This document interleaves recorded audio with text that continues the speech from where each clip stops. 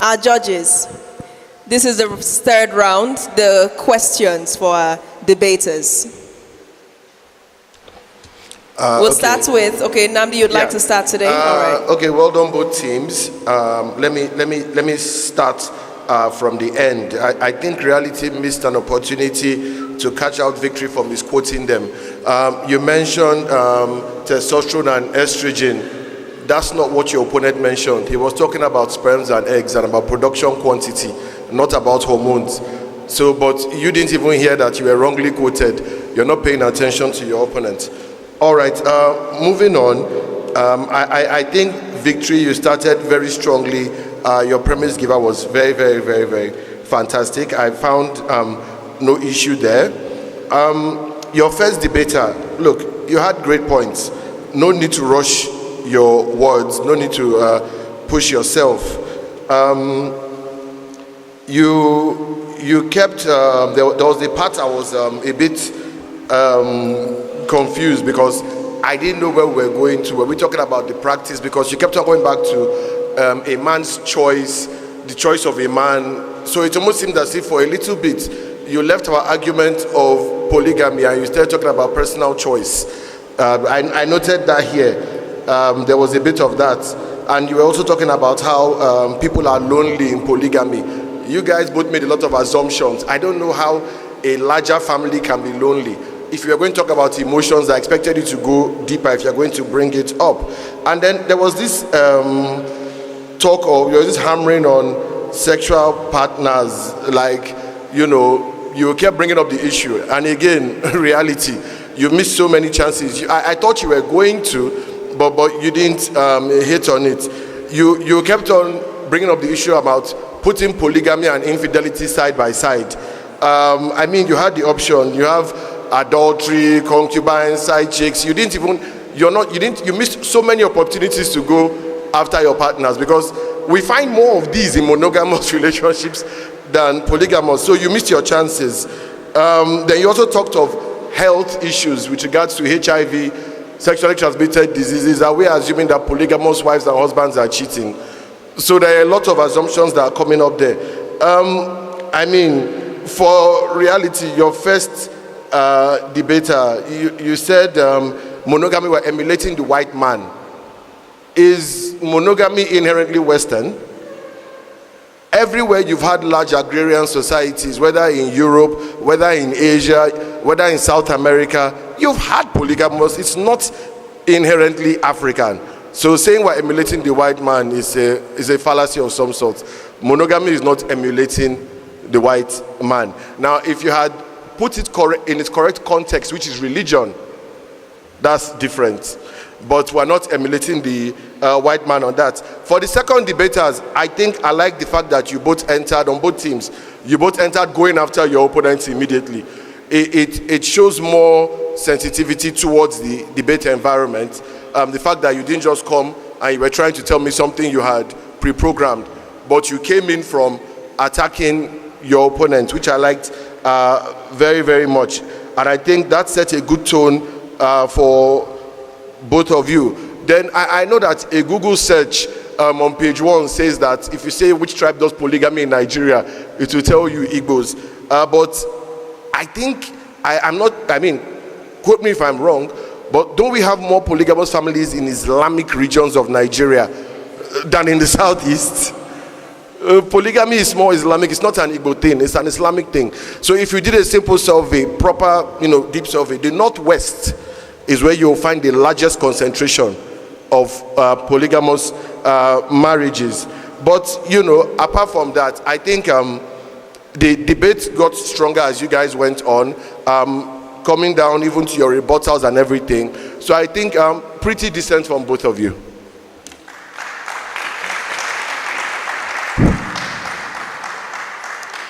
Well, it was a pretty good challenge from both teams. But the premise giver for reality, you will learn to make things a lot better next time. The other premise giver was firm and, cool and calculated, so to speak. Coming to the debaters per se, I would say that most of you were more or less binding fallacies, because I really didn't see statistics. No statistics whatsoever. I was waiting for somebody who said that infant mortality is higher in Southeast to give me figures. I really didn't see much, and for me, that as a scientist and as a medical personnel, that's a no-no. I really needed to know. And both the opposers and the proposers, none of you ever gave me facts. Then coming to a man claiming that reality, the second speaker from reality, that polygamy is an African thing. I think my colleague has done justice to that. It is not a Nigerian thing. It's not an African thing. It's more or less cultural and religious. All over the world, they practice it. But opportunities were glaring for counter, and both sides didn't pick it. So, all in all, I will say that both of you gave good account of yourself, but next time I will want to see facts backed by statistics. Thank you. All right, thank you, Prof. Eze. Dara. I think you guys did very well on your persuasion, your delivery. I think you guys were fantastic. But again, just like our guest judge said, there wasn't enough information. So I find that, you guys didn't even really have to go over time, because you kind of kept repeating yourselves because you didn't have enough information. But that aside, I have a few questions for you. You, Team Reality, you guys spoke a lot about the olden days. And one of the major things you anchored your argument on was how, if you have a polygamous family, you have so many people that can work for you in a polygamous family. Today, how do you relate that to today's world? So in today's world, it's not just as easy to also employ many people. You mentioned that as a man, if you don't like the person's cooking, you can marry another wife. Isn't it easier to just get a cook? Isn't it easier to get a nanny than to marry a whole wife just because of cooking, or marry a whole wife just because of wanting a nanny? I don't know, as far as persuasion goes, I think you guys were great. So you guys were funny, it was very interesting. And you made light of the situation, while Team Victory, they were very serious about the situation, which in itself is also very telling of how people that agree with polygamy make light of the situation, and people that disagree with polygamy are very serious about it. So I liked that. But my question to you is, today, how do you relate that in the olden days you have so many people that can work for you? In today's world now, how do you reconcile that argument? So in today's world now, if back then you had so many people that could work for you because you had a large family, now how would having so many people work for you, so many people in your family, how would that help in today's world where you can just employ someone for 20K? Okay, thank you so much for that wonderful question. We relate that in our society today, knowing fully well that there's something like VTE, that's vocational technical education. So engaging the young ones or the children, just like in those days, people were trained in different trades, informally, not formally. But today, engaging them in educational system, there will be more labor force in the field. That is, even those that will be managing the machines we have in our society, those are the factory producing the machines, and many other people. Like, I'm a worker, I'm a builder. But unfortunately, when you go out to look for labor, you cannot find them there on the streets. Thank you. So are you saying that rather than children be in school, because child labor is against the law, so if child labor is against the law, while you have 10 children, 15 children, what do you do while they're children up until the point that they're old enough to become workers on the farm? Are you saying that it's better for children to be on the farm than in school?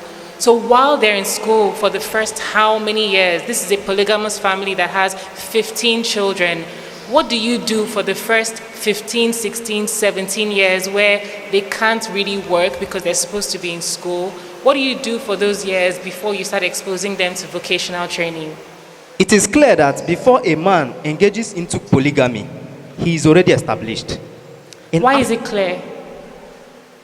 From the history, from the origin of polygamous men, like for instance, Solomon is one of them. Clement is one of them. David is one of them. These are men, prominent men. So even in Africa here, any man who has a polygamous family is known to be a wealthy man. That is not true. So in just like Namdi said, in Islam, so in the north region, majority of the men that are polygamous, they're not wealthy. As a matter of fact, they're very poor. But polygamy is just a way of life for them. So you don't find polygamy only where you find rich people. A lot of poor people engage in polygamy. As a matter of fact, polygamy is one of the leading causes in the north for why they're really poor and they have many children and they can't take care of them. So you anchor your point on the days of Solomon, the days of back then. Right now, a lot of people, even in the southwest, that's the Yoruba culture, a lot of people still engage in polygamy without being wealthy. And that just goes to, again, your argument being centered on just hearsay and, like Namdi would say, fallacies, but not really the truth. But I'm going to move on to Victory. Would you say cheating is better than polygamy? Team Victory, would you say an extramarital affair in a monogamous home, would you say an extramarital affair is better than polygamy? Well, I would not say that cheating is better than polygamy, but I would say that even in polygamous home, men still cheat. That's why men have concubine in polygamous homes.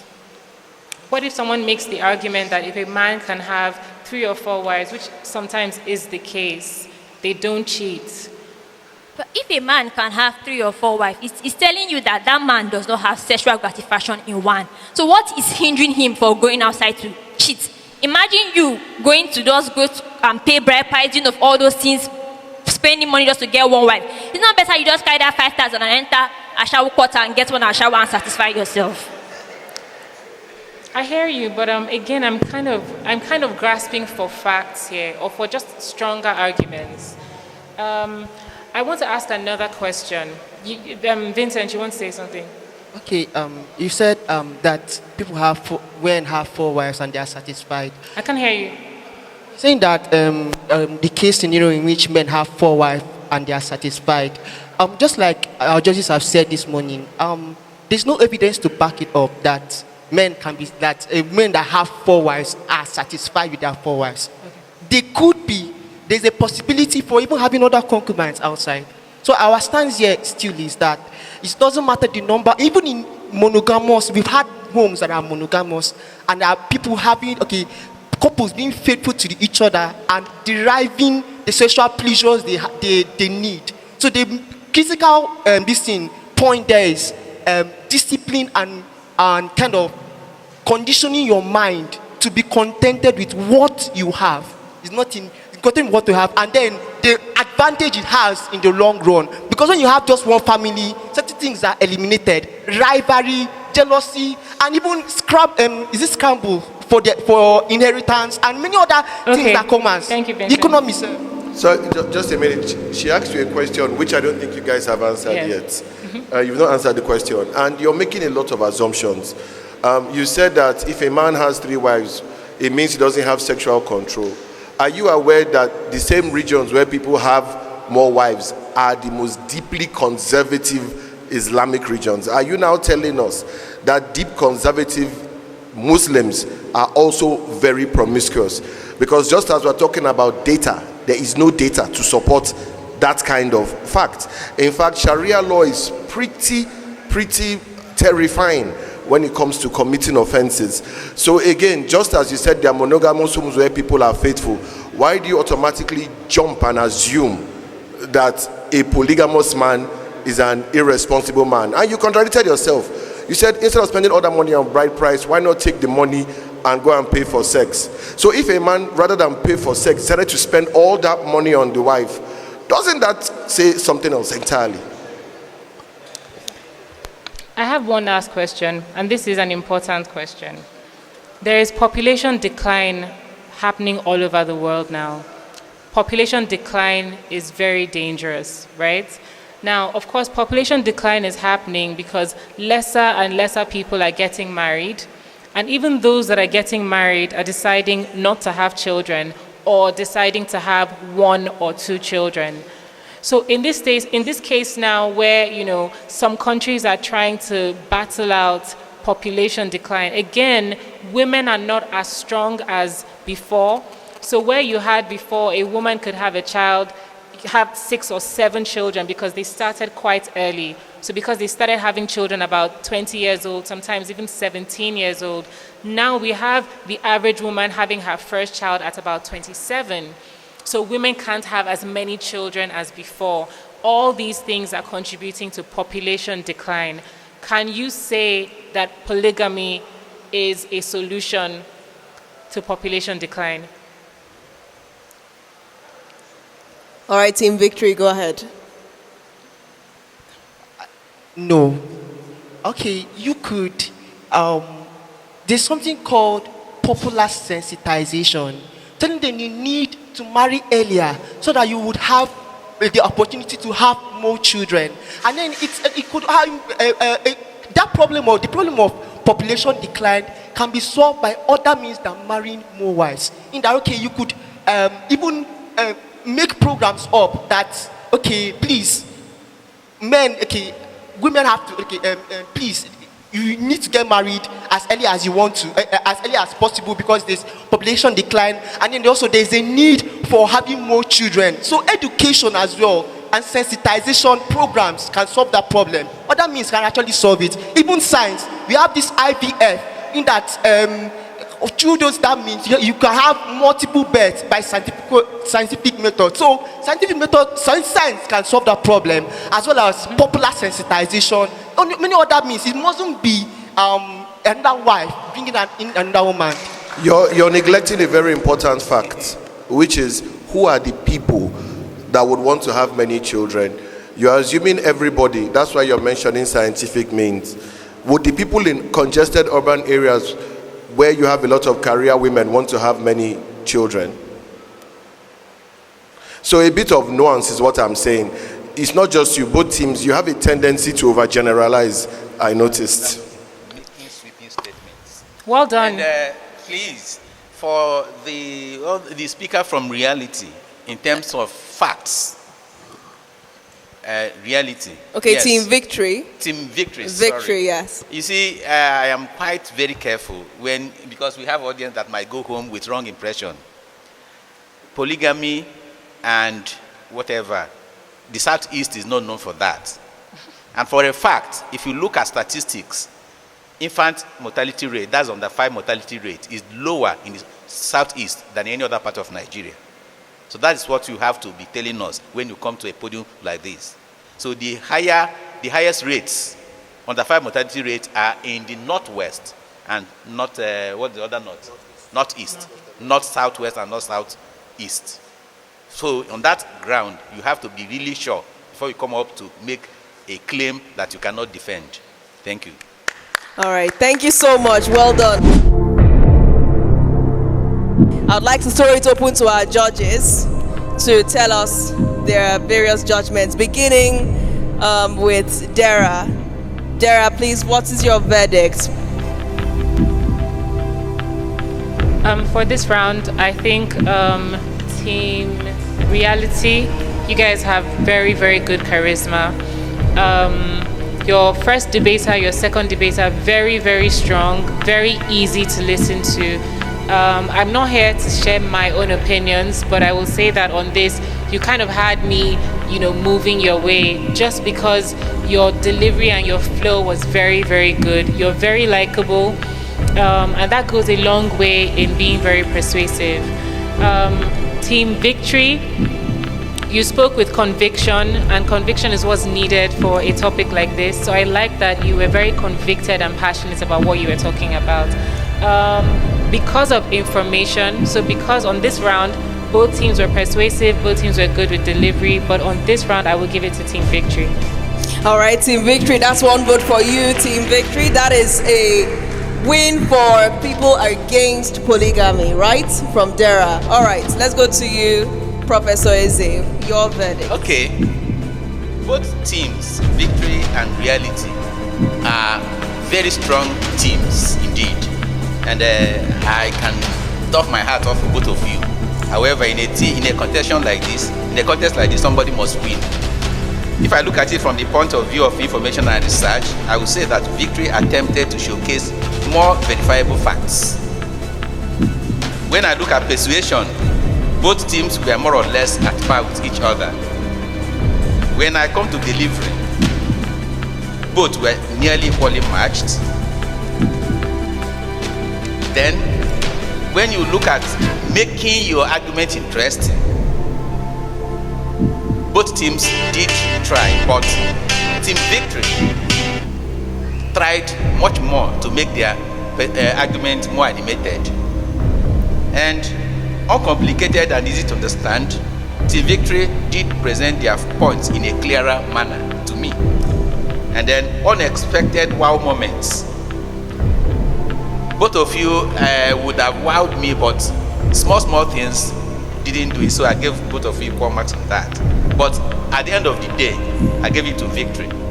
Team Victory, I think that means you are the winners of this round. But before we and the sound goes crazy on us, let's hear what Nnamdi has to say. I mean, this particular debate is just a show of why every single person is important, and I'll tell you why. On the basis of debating man for man, if we had just the first and the second debaters, Reality would have taken this easily, very, very easily. But you see, the premise giver for Victory was so strong and so well thought out that opening alone, because everything is points, that opening alone was what for me carried Victory over the line. As much as your debaters are good, every single member of the team is important. And in this case, it was just the, will I say, sheer firepower that Team Victory opened with that took them over the line for me. So I also had to give it to Victory. Oh, congratulations to Team Victory. You are the winners of this round of debates.